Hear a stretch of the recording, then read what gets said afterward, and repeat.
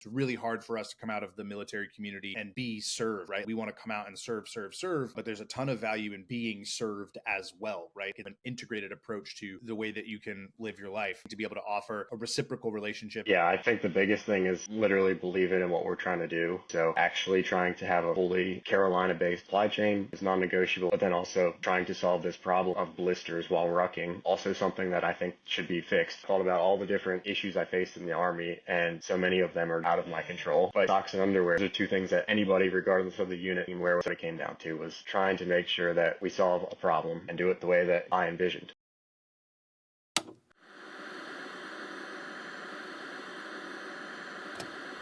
Is that much of it? That's not much of a change for you, right? My name is Kerry Kite. I used to load bombs in the Air Force, and now I'm a writer, a filmmaker, and an entrepreneur. Through using the post-9/11 GI Bill to go to college, working hourly jobs to pay the bills, and freelancing my way into a career, I've studied what it takes to successfully transition from service to civilian, and that study has become a conversation. On this podcast, I speak to other veterans, successful artists and entrepreneurs about their transition, what they did well, where they failed, what they learned, and most importantly, how they applied their skills. Episode 89 features Killian Nowrey, an Army PSYOP veteran and one of the co-founders of Ruck Socks, the first ever performance rucking song. Welcome. This is Veteran Made. All right, quick word.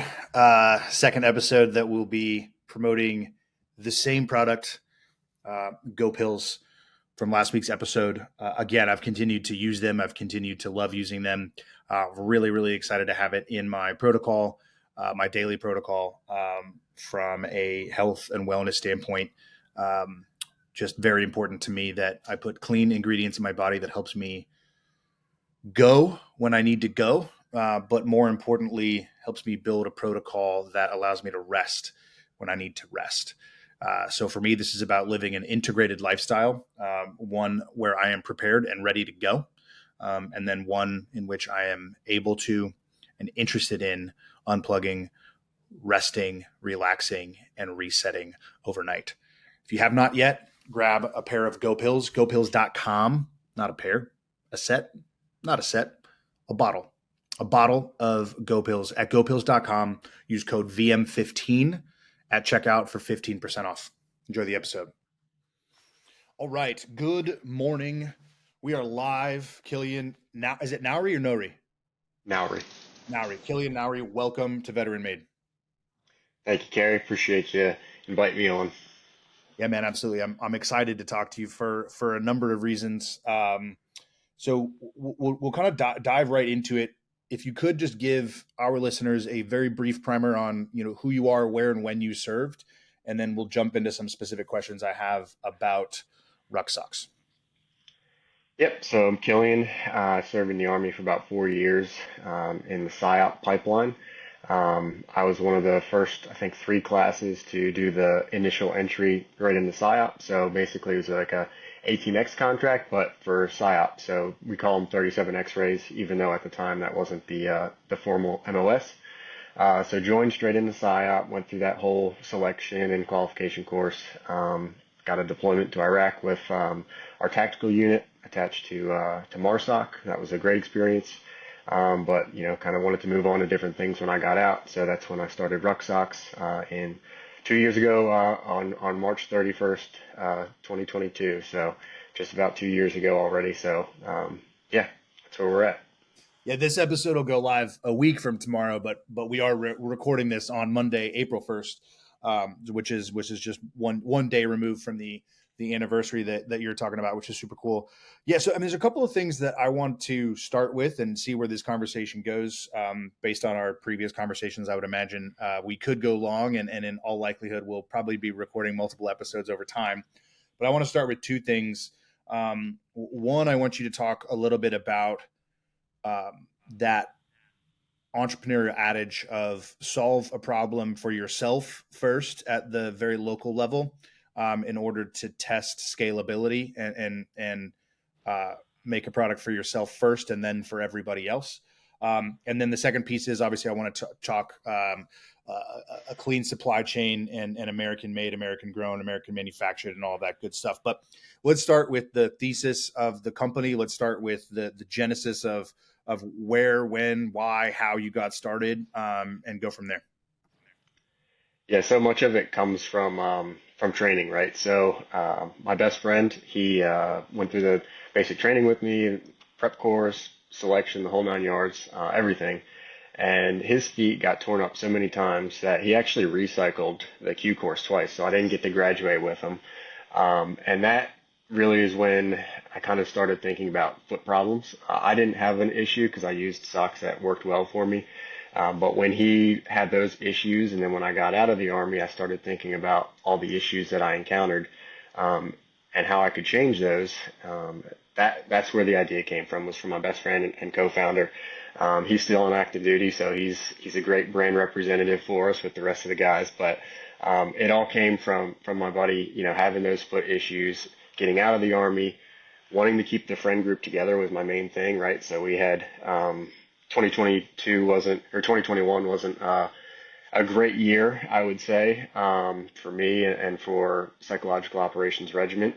And I wanted to keep our friend group together. So, that was the best way that I could think of, was to solve a problem for the community I care about, and do it with my buddies so that we have a reason to get together and drink beers on the weekend and have a group chat and everything. So that's where it all came from.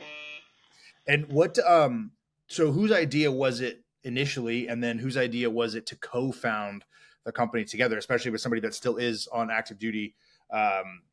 Was that your call, his call? Did you kind of arrive at it together? Like, how did that? I'm always curious the sort of origin stories of co-founded companies, and that are initially co-founded rather than bringing on a co-founder at a certain stage. Yeah, so part of it, I had the idea, but I wanted to, compile the information in a way to present it to myself, my one co-founder, and then the other co-founder who was also served with us. So there's three of us in total. And I wanted to compile all the information so that everybody was on the same page, on my idea. So it was exclusively my idea. But that's what I did. I put together kind of a presentation, a very basic slide presentation, did some research on the supply chains, how much stuff would cost to get started, especially here in the U.S. And that was kind of the basis for figuring out, hey, I don't personally have enough money to get off the ground and have an initial run of socks. So that was part of it. The other part of it was, my buddy, he's the one who had the foot problem, so he'd be a great person to have on board and to have test the products. But also I've recognized my strengths and my weaknesses, and my other two buddies' strengths and weaknesses, having worked together on a team environment for so long. Like, I know how they think. So my one buddy, he's the finance guy. He's Joe. He got out. So he kind of handles the finances stuff where I was a little bit weak. I'm not very extroverted. I really don't like being in front of the camera, but I recognize that's kind of part of the role at this point. Whereas our other buddy, you'll see him at our farmers markets. He handles all of the wholesale accounts. So he kind of takes the lead on that, and making sure that they do. He's kind of the salesman, I guess you would say, and that's not really my role. And I like doing the operational side. So managing the supply chain is really what I like doing. So we kind of all fall into our different roles, meshed together perfectly, having worked together for literally years.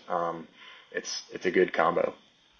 Yeah. Before we jump into the supply chain stuff, I'm curious. You said that it was exclusively your idea, and obviously you were observing him have the foot problems. What was the initial genesis of the product idea for you, where you thought, I can fix this problem? Like, were you using different socks of your own that you're like, hey, I need to make some more socks that are like this because I would have the same foot problems as he had if I were using the socks that he was using? Or was it different feet? Like, how did that work? Yeah, I mean, of course, at basic, they issue some really terrible thin cotton socks. So I had issues there, and the boots aren't very good at the issue either. So definitely experienced foot problems myself out there. But when I bought my own boots and I bought my own, $30 pair of socks, I found something that worked well for me. And then basically what happened was, I wanted to start something with my buddies. It's like, okay, our main strength, all three of us, our main strength is, marketing, right? So marketing, what can we do that, makes a lot of sense to the people we care about, the military community? Well, socks, right? There are great military socks out there. There's no doubt about it, but you have to do your own research to find them, like I did. And so we said, we are definitely going to be, outright American made, market this sock as, the best American made sock specifically for rucking. Because that's the thing. The socks that exist out there that I use and that most people use, they're good for rucking, but they aren't marketed as the first performance rucking sock, which is what we've done. We have made some modifications to make it our own and make it different, specifically the wool nylon blend, right? But really, it comes down to our strength of being psyop and having the ability to tell a story, and that's really what it comes down to. Is we're a sock company that's telling a story about our socks, and any other sock company out there, it's really about mostly about the product. Our product is comparable to anybody else's, right? It's a sock. It can't be patented very easily. Socks are very similar. It really comes down to our story, our supply chain, and everything that we stand for. That's how we saw that there's an opportunity here to really have people purchase socks that not only work, but kind of makes them feel like they're part of something. And in our case, bringing textile jobs back to the Carolinas. It's interesting. You're jumping right into something I was going to ask you about, which is your PSYOP background and the interest in and ability to tell a story. And what you're describing is sort of marketing driving a product versus a product driving marketing, which then drives sales, which then drives back to the product. But you're starting with a story, starting with owning the fact that it is a very commonplace design. It is a very commonplace, and I want to hear more about the product, obviously, but it is a fairly commonplace combination of materials, right? Like there's only so much you can do you're like you said, you're not going to reinvent the sock, and there's only so much you can do to engineer it to make it like the best version of it. So how early into building this company, how early into the idea were you thinking along those lines of, hey, let's tell a story first and then build a product, or did you think of it that way? Let's tell a story first and then retrofit a product to that story. Because even as you describe it, right, you're talking about, well, this is like half a business idea and half something that can bring us humans together to just talk to each other more. Yeah, I would say the initial idea was the sock. It was 100% the sock. The socks that I purchased, I didn't know, the origin of the materials in them or anything, where they were made, anything like that. The initial idea was strictly a very good sock that was marketed as the first performance rocking sock, period. But shortly thereafter, right, I grew up in North Carolina, so I knew the textile history of our state, and I figured, it's very easy to sell a product and mark it up, X amount if it's made overseas and make, good margins. But if we're trying to tell a story and we're trying to tell a story to folks who literally, put their lives on the line for our country, military, first responders, it just makes sense to source everything from, my home state of North Carolina or, our neighboring state, South Carolina, right? So it was not at the same time, but it was pretty close to when I came up with the sock idea. It was right after that where I was like, okay, it's definitely possible to do this 100% in North and South Carolina, and that's the route that we took. So talk to me about that. Go a little bit deeper on where that desire came from initially, because I've talked to some folks before who've started apparel companies and started other companies where they say, eventually you want to get to a clean supply chain, and kind of costs are what they are, and like that's a very real reality in the apparel business, especially now. After all of these failed trade agreements over the last several decades, like it's a really tough spot for a business owner, for an American business owner, American entrepreneur to be in, to say like, hey, I want to make products that help bring jobs back to this country or to this region of this country, while also providing the best possible quality that I can. And sometimes you look at your bank account and you're like, well, I can't actually afford to do that. And so talk to me a little bit about your desire to do that up front, what the benefits were, what the costs were. And obviously you're devoted to that because you did it, but I want to hear a little bit more about like where that desire initially came from and then your journey through actually getting that started. Yeah, I mean, I guess a little insider knowledge, right? It was also calculated that, if we align everybody's incentives and priorities, so throughout the supply chain, folks are going to rally behind us and help us. So it was pretty early on where I realized that if just one person kind of takes a chance on us and reduces their minimum order quantities, which is what happened, that's all we need to really get started and get some momentum. And there, it was our original wool supplier who, contrary to what we're trying to do, right? They were in business for 100 years. They just went out of business. But they reduced their minimum order quantities for us to get off the ground because they really believed in what we were trying to do. They realized, if we grew, they would grow. So that's exactly how that started, was having everybody throughout the supply chain rooting for us because, they believe in what we're doing. They're the ones who have been affected by, offshoring jobs and the textile industry getting absolutely decimated. So really it was kind of like inside we call it a key leader engagement, having the supply chain so close together where we can literally go meet with these folks in a 4-hour drive. I can go anywhere in my supply chain and meet with these folks in person and have a human relationship with them. It just made a ton of sense for me, especially coming, with my background, like human interactions go a long way. Negotiations, whenever it comes to negotiating price, it's so much better to do it in person than over an email or even over Zoom, right? And I recognize those benefits and I believe in those benefits. So that was just another reason why, apart from my desire to actually do something that benefits my state economically, it was also the human aspect, again, was, recognizing those opportunities. So what story were you telling at that individual level, right? When you're meeting with these folks and you're saying, hey, here's what I want to do. Did you know going in that you were going to need them to adjust their minimum order requirement? Or was that something that you learned as you had these conversations? Yeah, I knew pretty early on before I did my pitch to my buddies. I knew that we were looking at some pretty substantial yarn order sizes to do what we wanted to do. And I knew the price per pound and I knew the minimum order quantities. I was like, well, if we can get that cut in half, guys, here's the minimum amount we need to put into the company to get it off the ground. Fortunately, it ended up being, only 25% of the MOQ. So it was even better than we expected. But yeah, I had done some research. Again, I didn't want to pitch this to the guys and, not have answers for them. And that's exactly how it happened.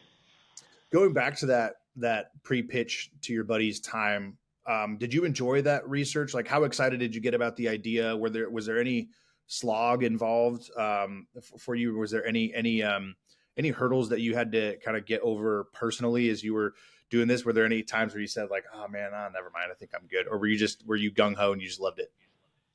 No, I mean, because in a way, it's kind of like a sales call, right? It's not really something that I'm a fan of.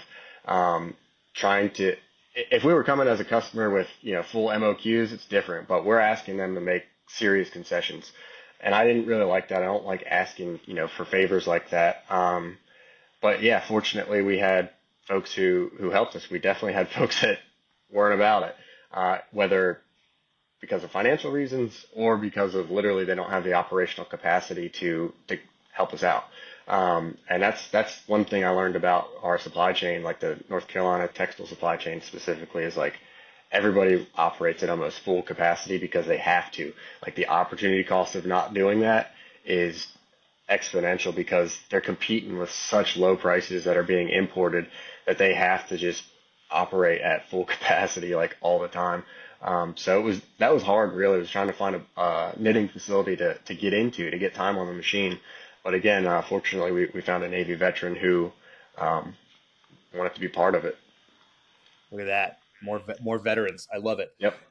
What skills did you engage? What experiences did you pull from to push through the discomfort, to have a conversation where you feel like you need to ask for something rather than bring, you're not bringing as much to that conversation as you would personally want to. And I empathize with that.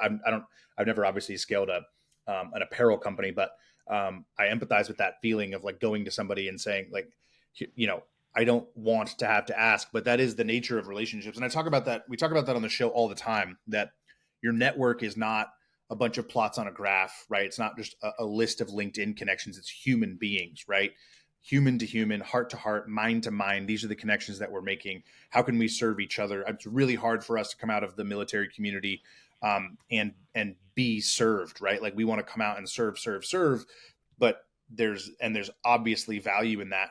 But there's a ton of value in being served as well, right? Like it's a sort of an integrated approach to the way that you can live your life. So I totally empathize with not wanting to ask for too much, wanting to be able to offer, a reciprocal relationship, saying, hey, here's what I can bring, here's what you need, that kind of very classic capitalistic approach. But what skills did you bring? What experiences did you pull from to push through that discomfort of asking for something that you were uncomfortable asking for in those initial stages? Yeah, I think the biggest thing is like literally believing in what we're trying to do, is really what it came down to. So actually trying to have a fully Carolina-based supply chain, something that I really wanted us to do. So it was non-negotiable there, but then also trying to solve this problem of blisters while rucking, also something that I think should be fixed, right? Don't even get me started, right? Like they issued terrible socks. Like that's a problem, and I'd love to actually be the sock that's issued to service members, because what they issue is ridiculous, and then you got to pay out of pocket to buy your own good quality socks to, be performing at a high level. And so I think that's literally a problem. I thought about all the different issues I faced in the Army, and so many of them are just, out of my control for various different reasons. But, socks and underwear, those are two things that anybody, regardless of the unit, you can wear what it kind of, whatever you want as long as it's the right color. So yeah, that's really what it came down to, was trying to make sure that we solve a problem, and do it the way that, I envisioned. Yeah. What about at the human level, as you're having these conversations with these potential vendors and partners? Like so you bring that belief to that room, to that table, and it's apparent as you're speaking, but like tactically speaking, with some of did you notice, let me ask a different question. Was there a pattern to the yeses and a pattern to the nos? Yeah, I would say, yeah, I would say that, apart from our yarn supplier, they're the exception, but they're also the one, and now that I think about it, our yarn supplier was probably the biggest household name, across our entire supply chain. So any hosiery mill in the state of North Carolina would know our former yarn supplier, who again is just out of business, so National Spinning. They supplied wool for Polo Ralph Lauren for the Olympics, the U.S. Olympic ceremony uniforms, all these different major companies. So they were a massive company, and having their wool and being able to tell other folks throughout our supply chain that is who we get our wool from, gave us credibility.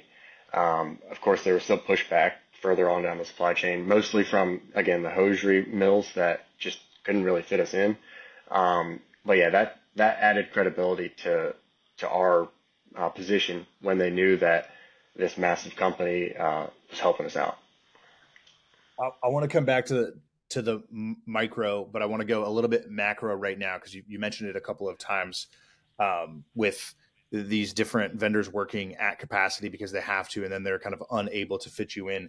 As you've been scaling this for the last couple of years, have you noticed anything about the potential trajectory that we are on, both positively for companies like yours and Origin and some of these other companies that are looking to bring manufacturing back to the States, or manufacturing back to a specific state or region, and the positive trends that exist for companies like yours, as well as like some of the negative trends? Like, it seems to me that there's a ton of opportunity, but then it's like razor thin. That line is like razor thin between opportunity and it just going away and just falling off and being like, man, this system is too big. This whole thing is just, it's not tenable for more companies to do this. And again, that's just on the consumer side, having not done nearly as much research as you have. But have you noticed any of those macro trends where you're thinking to yourself, like, man, yep, we're good, like we just got to keep doing it this way? Or like, what are some of the things that you've noticed on that front? Yeah, our knitting facility, they've already purchased, I think, 4 or 5 new machines. Those are, $50,000 each. And so his capacity is increasing because of demand. And that's something consistent with when we first met with him. Like he said, people are coming back. This was, just after COVID, people were really starting to see um, the risks of having a supply chain halfway around the world. And that's consistent. I'm wrapping up the MBA program at UNC right now. My professors are saying the same thing. Things are becoming, nearshoring is what the terms that they're using is. Things are beginning to be nearshored for various different reasons, whether it's political risk or, just to manage your supply chain better, have more control over it. And then, there's another North Carolina-based sock company that focuses on running socks, and they manufacture both in the States and in Asia. And they've experienced massive increases in shipping costs. So they were exploring again how can they shift more of their production to the States because the shipping costs have gone up. And I do see a shift both in hosiery, but in other manufacturing jobs as well. From what my professors are saying in school, right? It's beginning to shift. Of course, I don't have the exact numbers of hey, 2022 to 2023, this much manufacturing went up, but yeah, it's definitely seeming to trend in a positive direction for what we're trying to do and what Origin's trying to do and what other companies who really want to bring manufacturing jobs back to the U.S. It seems to be trending in that direction. Yeah, it's super encouraging. It's interesting to me the intersection of all these different things, right? Like COVID definitely showed us that hey, things can shut down pretty quickly if you don't have what you need closer to home, right? And even this accident in Baltimore last week, same thing, right? Like obviously that's super close to home because it's a port of entry here in the United States, but still, just the point being like a little bit more self-reliance, a little bit more intentionality, and just understanding about what you're consuming, where it comes from, and all of that. The danger obviously then becomes it becomes very trendy, right? Like, oh, I only wear American made. I only do this, that, and the other, and that's probably good to try to move in that direction, but it's also not fully possible to just remove yourself completely from, participating in a dirty supply chain, so to speak. How do you think about that? Obviously, you're running a company and you're scaling a company that has as one of its core values to bring manufacturing or keep manufacturing in the States and keep manufacturing in North Carolina. How do you personally feel about that balance of like, this isn't I'm wearing Under Armour shorts right now, for instance, right? It's like my shorts are Under Armour, but this, this shirt is veteran owned and made from, from Bella Canvas, right? So it's a totally clean supply chain. But it's like, so how much guilt should I feel about my combination of wear right now? Is kind of what I'm asking. Yeah, I don't think that there should really be any guilt, right? Like, it's expensive to make American products, and so it's expensive to buy them as well. So we totally recognize that not everybody can even afford a $25 pair of socks. Like, and that's part of why we like the performance space that we're in, right? Because it's a mission specific sock. It's not something that you just wear to everyday life, right? It is a mission specific sock. So as a premium product, that's kind of how we justify the price point, because it's American made and it's a premium product. But there's stuff out there that's American made that's not a premium product, but it still costs a lot. And I would love to wear 100% American apparel at all times, but again, I don't, right? Like, it's just difficult. Like, it's extremely difficult to make that happen. I don't know that we could have even made it happen as quickly as we did if everything wasn't in North and South Carolina, right? Like, this just happens to be the textile capital of the world. It's the way that it used to be. This used to be the hub. And if this was spread across, Texas, Oregon, Idaho, I don't know, it would have been exceptionally difficult to manage. And I know that there's companies out there, that make stuff in America and have to manage all those different parts of their supply chain, and that's extremely difficult and time consuming. And again, part of why the price is so high. But yeah, it's a difficult thing, right? Like, I would love for everything to be made in America, but that's certainly not possible at this point. There's too many different laws and economic incentives for importing, and that's fine. that's fine. But for those who do want to buy an American-made product, that's why it means a lot to us when people do, because it isn't easy to manage the supply chain, and it's not cheap to make it. So, yeah, I wouldn't say any guilt whatsoever, because I know how it is. The dollar doesn't go as far as it used to. Yeah, obviously asking tongue in cheek, but it is something I've thought about as a consumer. I think I make good money. I work hard, and so I feel privileged to buy Origin jeans and Ruck socks, and have my merch from my podcast be Bella Canvas instead of some other company that is sourcing cotton from overseas. So it is the conversation, and I feel like it is one that we need to figure out as a community how to frame, so that we minimize any of this sort of guilt, especially because then you're adding like class into it, right? Because you're talking about affordability, you're talking about things that you're telling me I don't love this country because I wear Nike. It's like, no, that's not what I'm saying. But it's like, it's like at the same time, if you want, like, I don't know how we solve this problem. That's part of why I'm fostering these types of conversations with companies like yours. Yeah, I hope to have a better answer for you at some point as we continue to grow. It's challenging. That's the best way to put it. Is it's an expensive product. Yeah, yeah. I don't know how else to frame it, right? Like it is a grind to make this stuff happen. Yeah. So as you scale, I know it's early, but are you looking to expand product offerings, or are you looking to stick in the performance sock space? Are you kind of like eyeing competition? Like what do the next phases look like, and how quickly are you looking to move into those?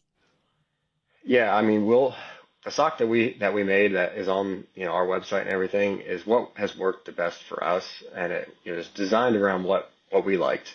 But we recognize that there's customers out there who would prefer something that's like over the calf, or perhaps like a more lightweight model where we have like mesh on the top of the foot, and we've got that stuff in the works.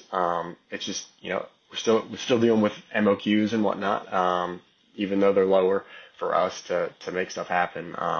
There's still MOQs we have to deal with, and the demand, and even size small, right? We don't make size small, and I'm sorry to some of the folks out there with smaller feet, but I mean really, like we've sold over I think close to 2,000 socks now, and 2,000 pairs, so 4,000 socks. I mean really, like maybe 50 people have asked for smalls. So the folks that ask for smalls, they think that it's very important, right? We can't justify making smalls with only 50 people out of 2,000 people that have ordered. Like it just doesn't make sense, even though we want to. So as we do grow, first step, get smalls, get extra larges. That's the first step. But then expand into different actual like sock models. And that's time consuming because really these machines are so technologically focused that it's a program that you have to figure out, right? So programming a whole new sock on these machines is the most time consuming thing to do and to figure out, because you have to figure out, how stretchy is it up here versus down here versus in the foot? I mean, it's that prototyping stage. That's why we prototyped for a whole year just to get this one sock. I mean, it's a pain in the neck to figure out how to make a sock and program it right on those machines. So, yeah, I mean, that's the goal, is to expand into more sock offerings, but focus on what we're good at now, what our customers really seem to like. Having people say it's the best sock they've ever worn is good enough for us right now. Yeah. And then what about on the storytelling front? Like how is that going for you in terms of, do you feel like over the course of the last 2 years, you've been able to, obviously you've told the story well at the ground level with the partners that you needed to put in place to manufacture and produce. But in terms of like your consumer and your customer and the community, how do you feel like that is going? I think it's going very well. People who buy our products do it because, again, they feel like they're part of something. They really do. That's why we updated our packaging. We put the North Carolina flag on it now to make it even more obvious. And then also on the side, we explain that we're committed to bringing textile jobs back to the Carolinas. So we're doubling down on that and making sure people are aware of, not just high performance sock for the military first responders, but also like we're trying to do something big here. Um, but in addition to that, strategic partnerships have become very important for us to get that out. So we're sponsoring the North Carolina Tactical Games. So folks who watch this can sign up to compete or even go out and visit us for free spectating out there. It's June 22nd, June 23rd in Maxton, outside of Fayetteville, I guess. That's a huge partnership for us because that aligns exactly with the community that we're trying to serve.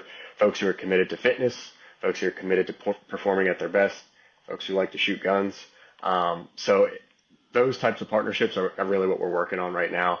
We got some other stuff in the works that you'll probably hear about pretty soon. But that's all leading up to SHOT Show. So that's kind of the big thing, Carrie, is we're gearing up, trying to make some noise so that people know who we are when we go to SHOT Show for the very first time in January. So partnerships, marketing, really trying to make some noise. And so far it's been going great.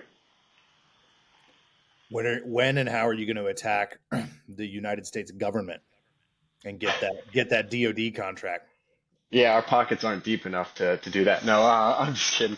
No, that's something we're gearing up for. So actually exciting news. Our manufacturer is, I don't know how much of this is confidential, but I'm just going to tell you what I know isn't. The folks who make one of the military dress uniforms have approached our manufacturer to make the socks for that specific uniform, dress uniform. So that would be a very big contract for him, but also would mean that he would be fully vetted to do government contracts, which would make our life easier since we use him for our contracting. So if that goes through, that could probably accelerate that process of getting some government contracts. Yeah. So I'm glad you brought. I'm glad that was the answer to the question because it gets at the strategic nature of how you build these relationships at this level in a business setting, right? So, you said that one of your manufacturers went out of business, right? Like, so were you prepared for that, and how quickly were you able to pivot? And then now, as you have a relationship built with this other person, and they're getting vetted by, like, you're starting to strategically map these conversations and these relationships with people, so that it's not just like a, hey, grease the gears and take them out to dinner every couple of months. It's right. It's like you're entering into strategic partnerships with people that are going to benefit, right? You're now at the table in a way that you probably wanted to be when you first started the company, right? You're like, well, now I have some things to offer and some different things. So how do those relationships go? How do the three of you balance who has what conversation? And can you get a little tactical for those kind of budding entrepreneurs that are in the audience that might want to start figuring out how to maybe work in supply, in supply chain or whatever? Yeah. So our original wool manufacturers who went out of business, National Spinning, and our full supply chain, we put that on our website because we're not afraid of folks trying to replicate us, right? We've got good IP that we've bought, and we also want people to start more companies in North Carolina in the textile space, right? That's literally part of our job. So we'd be foolish to keep this stuff proprietary, right? So National Spinning, they went out of business for their wool spinning services, and yeah, I mean that. It was a great relationship to have, and it helped to set us up with all the other folks. So from dyeing to knitting and all that stuff. But yeah, they went out of business, and now we're transitioning over to Kent wool, which is, from everything that we've heard of, the best wool that you can buy in the country, but you pay for it. It is about 50% more expensive than what we were buying with National Spinning. But at the very beginning, we were always told, Kent wool is the best, Kent wool is the best. And fortunately, because we have grown, we meet those minimum order requirements now to get Kent wool yarn, which is even better, right? Because it's fully custom yarn. They don't stock yarn whatsoever. They don't do any of that. So exactly how we want it, twist per inch, wool to nylon blend, how soft we want it. That's all on us now, whereas previously it wasn't. And having a partnership with Kent wool, we started talking to them at the very beginning, but they had massive minimum order quantities because it is custom. And now here we are 2 years later, and we've placed an order with them at that massive minimum order quantity because we have grown. So that's been great. And then with our knitting manufacturer, without him we wouldn't really be here, right? So he He sacrificed on the minimum order quantities for pairs of socks to get us started. He sacrificed on time, a year of prototyping, trying to get our sock right. And, so much of that is because of, what we stand for. Veterans just like him. But also, when he found out that we were Army Special Operations, we don't lead with that. That's not the kind of life that we want to live. We're not Navy SEALs. But no, he found that out, in talking. And as a matter of fact, Robin Sage actually runs operations and raids on his knitting facility. So if anybody listening is in the Q course, you very well may be running an operation on our knitting facility. So we'll try and get a flag up in there soon, so it's the Ruck Socks facility. But I mean, really, like when he heard that and we heard that, we saw all the different certificates of appreciation from First Special Warfare Training Group. It was like a match made in heaven. And he's been so critical to us. He's put in good words to us about us to our other folks in our supply chain. So like the dyer and whatnot. Relationships are everything, and you definitely know that coming from unconventional warfare, whether you're SF, CA, PSYOP, whatever. Relationships, KLEs, critical. I mean, absolutely critical. So leaned on that experience, and it's been great so far. Fortunately, we've got everything kind of figured out. We've transitioned now to that new wool supplier, so. For now, everything's good, but and to your question, I didn't have any information about National Spinning going out of business. I saw it on the news, and the day I saw it, I sent an email, and the folks that I communicate with at National Spinning, they're not the CEO or anything. They're plant managers. They didn't know. So 100 people lost their jobs. They found out via the news, just like I found out. So yeah, it's thinking about it, that was rough. We went in to pick up our last full order from them, and there's this guy, probably 85 years old, think typical older Southern gentleman, white hair, glasses, and he's talking on the phone to somebody. He's like, it's difficult to sell a house. It's in Whiteville, North Carolina, which is one of the least safe cities in North Carolina. It is a very bad city. And he's like, living here for 30 years, trying to sell a house in Whiteville, North Carolina, it's difficult because, you plant roots here, but also nobody wants to move here. So I don't know what I'm going to do. And we just heard that conversation while we're waiting to pick up our yarn. And it was very real at that point that, these folks that have helped us so much, are losing their jobs. And there's not more textile jobs in that area. Like, literally, they're going to have to pick up and move if they can't even do that because it's Whiteville, North Carolina. Nobody's trying to move to Whiteville, North Carolina. Right. Yeah. Yeah. Yeah, that's brutal. I know you said earlier that you're an introvert. And this obviously is just a one-on-one conversation being recorded for other people to watch and listen to, but it's just one-on-one for now. But it seems as you describe all of this, the process and operations and relationships and account management and, all these different things, I sense that you enjoy it very much. And I sense that you're not maybe as introverted as you maybe are saying that you are, or maybe you are, and you're just a little bit more kind of tactical about it. But as I listen to you describe these relationships and how you've built them and how you manage them and how you kind of move forward and progress with them, it very much seems like you enjoy it. A, is that true? And like, B, if so, what are the things that you've grown to enjoy the most over the course of the last 2 years? I mean, yeah, I do enjoy it. I love it. I didn't know that I was going to fall into the operational role and like that so much. I didn't really have much background in that. But it's really easy when you enjoy the people that you're working with and talking to. So the folks that we do business with, they're great, they're nice, they're not mean. That goes a long way. Of course, when we first reach out to them, I'm definitely trying to be professional and do what's best for Ruck Socks and speak in a way that doesn't show that I'm introverted or don't know what I'm talking about. Because there's very many situations when you're getting into this textile terminology and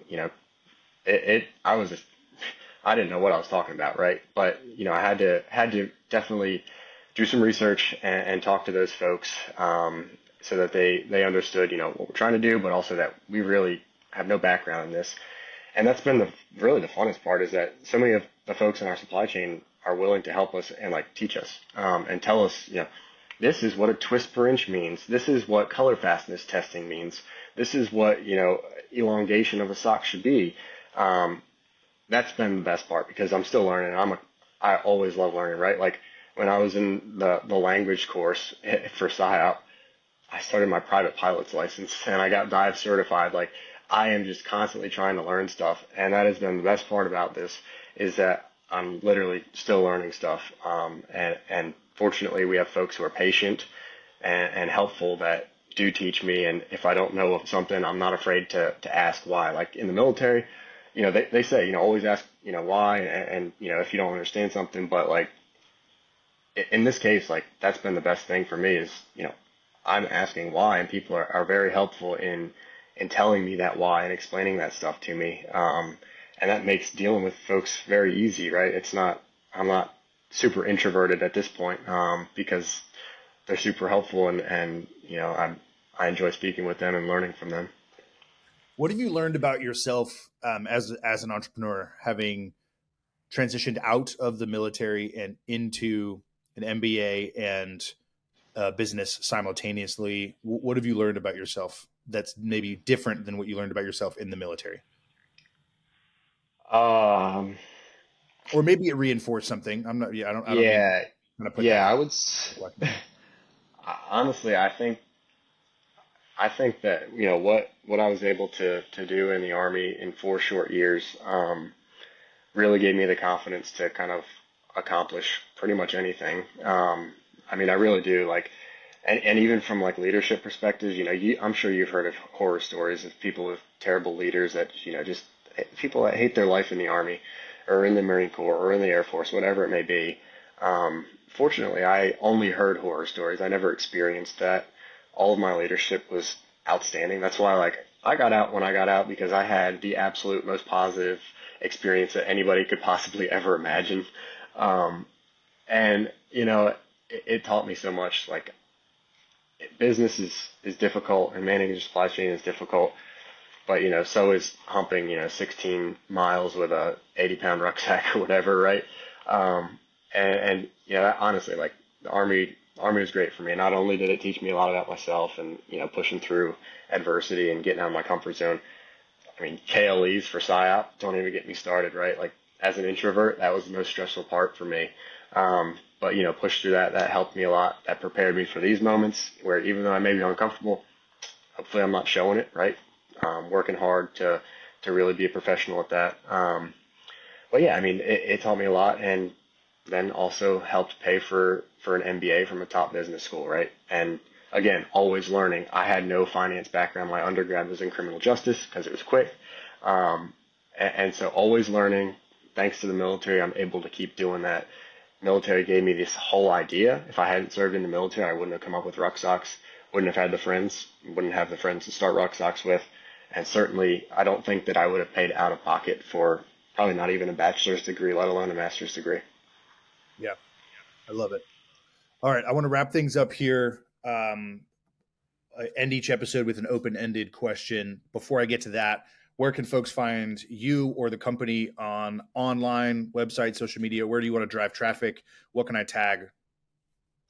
Yeah, so rucksocks.com, rucksox.com, or if you spell it wrong, we also bought the domain ruck, SOCKS.